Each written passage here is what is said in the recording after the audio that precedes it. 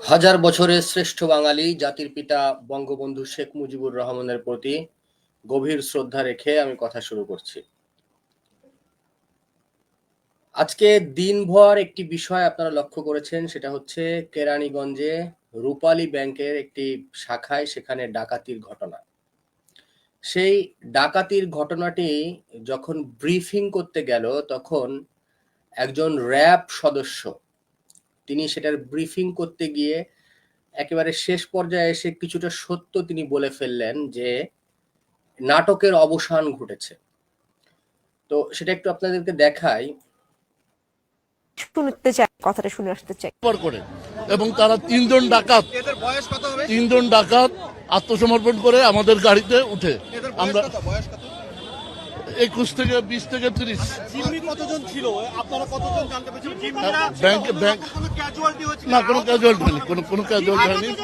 আমাদের নেগোসিয়েশনে তারা সাড়া দিয়েছে, তারা আমাদের নেগোসিয়েশনের ফলে এই নাটকের অবসান ঘটেছে। ফলে নেগোসিয়েশনে তারা সাড়া দিয়েছে, তারা আমাদের নেগোসিয়েশনের ফলে এই নাটকের অবসান ঘটেছে। দেখেন, আপনারা শুনলেন যে তাদের নেগোসিয়েশনের ফলে এই নাটকের অবসান ঘটেছে। যেখানে বাংলাদেশে সাধারণ মানুষকে পিটিয়ে হত্যা করা হচ্ছে প্রতিনিয়ত, আর সেখানে ডাকাতদের উদ্ধার করতে সেনাবাহিনী গিয়েছে, র্যাব গিয়েছে, পুলিশ গিয়েছে, মানে সমস্ত ধরনের মানে প্রশাসন যন্ত্র সেখানে গিয়েছে, মিডিয়া গিয়েছে। এর কারণটা আসলে কি?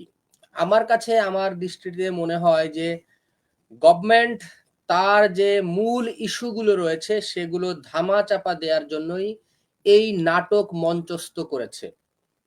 এবং আপনারা দেখবেন যে এই যে ডাকাতদের যাদের সাথে নেগোসিয়েশন করে তাদেরকে ধরা হয়েছে, তাদের কিন্তু এখনো পর্যন্ত মিডিয়ার সামনে তাদের দেখানো হয়নি, তাদের নাম পরিচয় কারোর সামনে, তাদের প্রকৃত নাম পরিচয় এখনো পর্যন্ত মানে করা হয়নি, মানুষের সামনে উপস্থাপন করা হয়নি। দেখা যাচ্ছে দিন শেষে এরা স্টেটমেন্ট দিবে যে এটা আওয়ামী লীগের দোষ, ছাত্রলীগের দোষ, কিংবা ছাত্রলীগের যে সমস্ত নেতাদের তারা বিভিন্ন মামলায় ধরেছে তাদেরকে এই ডাকাতি মামলার মধ্যে দিয়ে দিবে, কিংবা তাদেরকে স্বীকারোক্তি নিয়ে নেবে।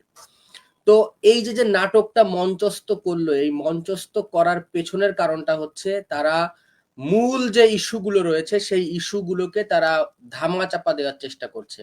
যেমন গতকালকে যশোরে একটি ঘটনা ঘটেছে, সেটাতে আপনারা সকলেই দেখেছেন।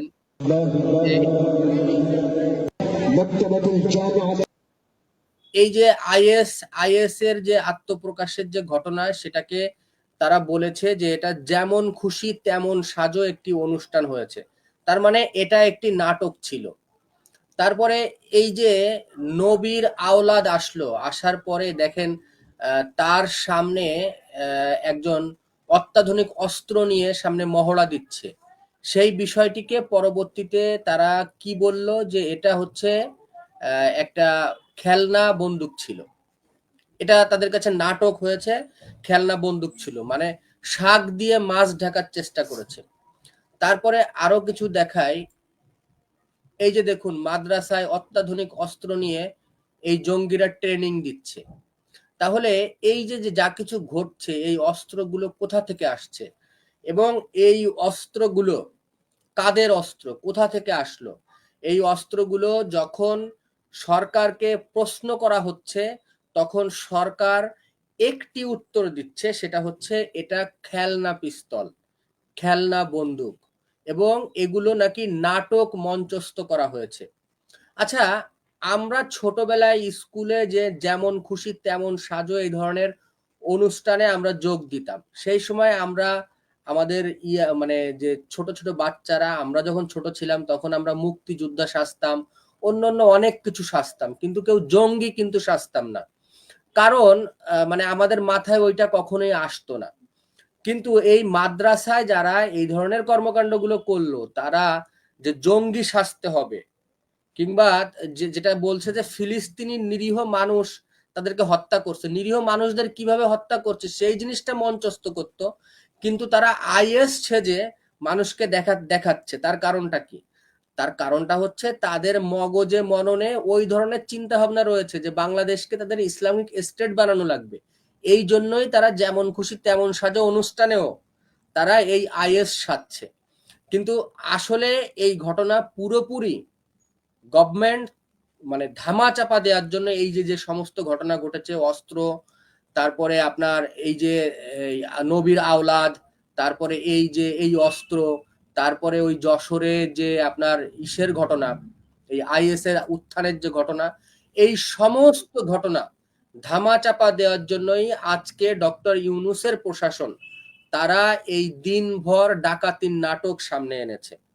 ডাকাতির নাটক সামনে এনে তারা মূল ঘটনাকে আড়াল করার চেষ্টা করেছে। এটা সরকারের একটা কৌশল হয়ে থাকে, বিভিন্ন সময় এই ধরনের কৌশলগুলো আমরা দেখে থাকি। কিন্তু সব থেকে যেটা কনসার্নের বিষয়, সব থেকে উদ্বেগের বিষয় হচ্ছে বাংলাদেশের পাশে একটি নতুন রাষ্ট্র হচ্ছে। এই আরাকান যে রাষ্ট্রটি হচ্ছে, এই যে আরাকানের ম্যাপ দেখেন, এই যে রাষ্ট্রটি হচ্ছে, এরা কিন্তু আমাদের বাংলাদেশের যে মানে ভূখণ্ড, সেই ভূখণ্ড অলরেডি তাদের ম্যাপের মধ্যে নিয়ে গিয়েছে। এবং এই আরাকান আর্মি তারা কিন্তু ওই যে মিয়ানমারে যে এই আরাকান রাজ্যে যে রোহিঙ্গারা আছে, এখনো প্রায় 10 লাখের মতো রোহিঙ্গা, এই 10 লাখের রোহিঙ্গাদের মধ্যে প্রায় 6 লাখ রোহিঙ্গাকে অলরেডি বিশ্ব মিডিয়ায় নিউজ হয়েছে যে এই 6 লাখ রোহিঙ্গা যে কোনো মুহূর্তে বাংলাদেশে ঢুকে যেতে পারে। আমাদের প্রধান উপদেষ্টা ডক্টর মোহাম্মদ ইউনূস কি বলেছে একটু দেখেন। আরো 80,000-এরও বেশি রোহিঙ্গা বাংলাদেশে ঢুকেছে, প্রধান উপদেষ্টা স্বয়ং নিজে বলেছে। সুতরাং গভর্নমেন্টের যে একেবারে প্রধান নির্বাহী, তিনি যখন কোনো কথা বলেন তখন কোনো তথ্য প্রমাণ ছাড়া কথা বলেন না। এবং সরকার সব সময় এই যে যে সংকটগুলো, এই সংকটগুলো অন্তত যাতে আরো বেশি ম্যাসিভ আকার ধারণ না করে, সেই জন্য তারা এই সংখ্যাটাকে আরো কমিয়ে আনে। ডক্টর ইউনূস যেহেতু বলেছে 80,000, তাহলে আপনাদের ধরে নিতে হবে কমপক্ষে 2 থেকে 2.5 লক্ষ রোহিঙ্গা অলরেডি বাংলাদেশে ঢুকে পড়েছে। এবং বিশ্ব মিডিয়ায় যে নিউজগুলো হচ্ছে আরো প্রায় 6 লাখের মতো রোহিঙ্গা বাংলাদেশে ঢুকবে। তার মানে প্রায় 10 লাখ রোহিঙ্গার মতো আরো বাংলাদেশে ঢুকতেছে। আর এদিকে আরাকান আর্মি বাংলাদেশের ভূখণ্ড নিয়ে জড়িয়ে তাদের ম্যাপ করে অলরেডি তারা ম্যাপ প্রকাশ করেছে। এইটা তারা নিজস্ব একটা রাষ্ট্র অলরেডি গঠনের প্রক্রিয়া শুরু হয়ে গিয়েছে। তাহলে দেখুন, একদিকে আমাদের যে মিয়ানমার থেকে, আমাদের আরাকান রাজ্য থেকে, সেখান থেকে আমাদের দেশে রোহিঙ্গা ঢুকছে, সেইটা ছিল সব থেকে গুরুত্বপূর্ণ বিষয়। কিন্তু এই সমস্ত গুরুত্বপূর্ণ বিষয় কিন্তু বাংলাদেশের মিডিয়ায় দেখানো হচ্ছে না। ইভেন মানে আরো যে সমস্ত বিষয় দেখেন, বাংলাদেশের একজন উপদেষ্টা যিনি মাস্টার মাইন্ড খ্যাত এবং ডক্টর ইউনূসের বিশেষ সহকারী ছিলেন, ছেলে এই যে মাহফুজ আলম, সে কিন্তু জঙ্গিবাদের সাথে জড়িত থাকার কারণে আওয়ামী লীগ আমলে সে জেল খেটেছে। এবং মাহফুজ আব্দুল্লাহ নাম তিনি পরিবর্তন করে মাহফুজ আলম নাম ধারণ করে। যেমন রাজা বাদশারা বিভিন্ন সময় তাদের নাম পরিবর্তন করে থাকে, ঠিক তেমনই তিনি কিন্তু বাংলাদেশের ম্যাপের সাথে ভারতের 7 সিস্টার্স, পশ্চিমবঙ্গ মিলিয়ে তিনি কিন্তু এইটা কিন্তু প্রকাশ করেছে। আর ওইদিকে আরাকান আর্মি আমাদের ভূখণ্ড দখল করে নিচ্ছে।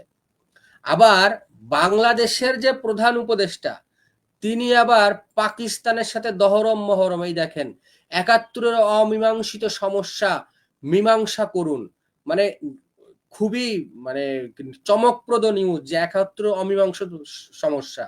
কিন্তু নিউজের ভিতর কি আছে জানেন? যে তারা ব্যবসা বাণিজ্য এবং কৌশলগত কূটনীতি আরো ভ্রাতৃত্বপূর্ণ সম্পর্ক গড়তে চায়। কিন্তু 71 সালে যে তারা আমাদের 30 লক্ষ শহীদ মানে মানুষকে হত্যা করলো, সেই বিষয়ে কিন্তু ডক্টর ইউনূস কোনো কথা বলেনি। এবং এই যে নির্লজ্জ বেহায়াপনা, যে পাকিস্তানের সাথে এত সুসম্পর্ক করা কিংবা মূল ঘটনা আড়াল করার জন্য এই যে এই সমস্ত ডাকাতির নাটক সিনেমা করা, একদিকে তার উপদেষ্টাদের দিয়ে ভারত দখল করার চিন্তা ভাবনা করছে, ভারতকে হুমকি দিয়ে যাচ্ছে, অপরদিকে মিয়ানমারের আরাকান রাজ্য তারা আমাদের ভূখণ্ড দখল করে নিচ্ছে, সেই দিকে কিন্তু ডক্টর ইউনূসের প্রশাসনের খেয়াল নেই। বাংলাদেশের মানুষ না খেয়ে রয়েছে, সেদিকে কোনো খেয়াল নেই। শুধুমাত্র বাংলাদেশকে ইসলামিক যে মনে করেন যে জিহাদি গোষ্ঠীর হাতে তুলে দেওয়ার জন্য যা যা করার দরকার, তাদেরকে সেফগার্ড দেওয়ার দরকার, সমস্ত কিছু ডক্টর ইউনূস করছে। এবং পাকিস্তান থেকে যে 2 জাহাজ অস্ত্র এসেছে, এই অস্ত্র দিয়েই এই সমস্ত মাদ্রাসায় অলরেডি ট্রেনিং শুরু হয়ে গিয়েছে। এটা যদি কোনো বিচ্ছিন্ন ঘটনা নয়, এটা কিন্তু কোনো বিচ্ছিন্ন ঘটনা নয়। তারা বাংলাদেশকে জঙ্গিবাদী একটি রাষ্ট্রে পরিণত করার একেবারে গভীর ষড়যন্ত্রে লিপ্ত হয়েছে। বাংলাদেশের স্বাধীনতাকামী মানুষ, সাধারণ মানুষ যারা রয়েছে, তারা যদি এখনো বুঝতে না পারে, তাহলে বাংলাদেশ টোটালি এই জঙ্গিদের হাতে চলে যাবে। এই আমাদের যে ভূখণ্ড, সাম্প্রদায়িক সম্প্রীতির যে রাষ্ট্র, বাংলাদেশ নামক যে রাষ্ট্র, এই রাষ্ট্রের অস্তিত্ব পুরো সংকটে পড়ে গিয়েছে। এর থেকে উত্তরণের একমাত্র পথ হচ্ছে বাংলাদেশের সামরিক শাসন জারি করতে হবে। সামরিক শাসন জারি করে এই অবৈধ অসাংবিধানিক যে ইউনূস রয়েছে, ইউনূসের গংরা রয়েছে, তাদের গণহত্যার বিচার করতে হবে। তাহলে হয়তো আর এই যে যত জঙ্গি যারা রয়েছে, তাদেরকে সেনাবাহিনী, যত প্রশাসন রয়েছে, তাদের বিরুদ্ধে কঠোর হতে হবে। অন্যথায় বাংলাদেশে গৃহযুদ্ধ লেগে যাবে, বাংলাদেশ পুরোপুরি আফগানিস্তান, সিরিয়া, পাকিস্তান হয়ে যাবে। আমাদের ভূখণ্ড আমরা পাকিস্তান, আফগানিস্তান হতে দিতে চাই না। সুতরাং প্রতিটা মানুষকেই এই বিষয়ে সোচ্চার হওয়ার আহ্বান জানাচ্ছি। আর বাংলাদেশ আওয়ামী লীগ ঘুরে দাঁড়াবে। বাংলাদেশ আওয়ামী লীগ কখনো শেষ হয়ে যায়নি, মুজিব আদর্শ শেষ হয়ে যায়নি। অবশ্যই বাংলাদেশ আওয়ামী লীগ ঘুরে দাঁড়াবে, কিন্তু সেজন্য আওয়ামী লীগের সুপরিকল্পিতভাবে সামনে আগাতে হবে। আওয়ামী লীগের তার ভুল থেকে শিক্ষা নিয়ে, ভুলগুলো গবেষণা করে সামনে কিভাবে এই ভুল সংশোধন করে অন্তত নিজেদেরকে ঐক্যবদ্ধ রাখা যায়, নিজের কর্মীদেরকে আরো বেশি সুসংগঠিত করা যায়, সেই বিষয়ে মনোযোগ দেওয়ার আহ্বান জানাচ্ছি। সকলকে ধন্যবাদ জানিয়ে আজকের এই লাইভটি এখানেই শেষ করছি। জয় বাংলা, জয় বঙ্গবন্ধু, জয় হোক এদেশের মেহনতি মানুষের।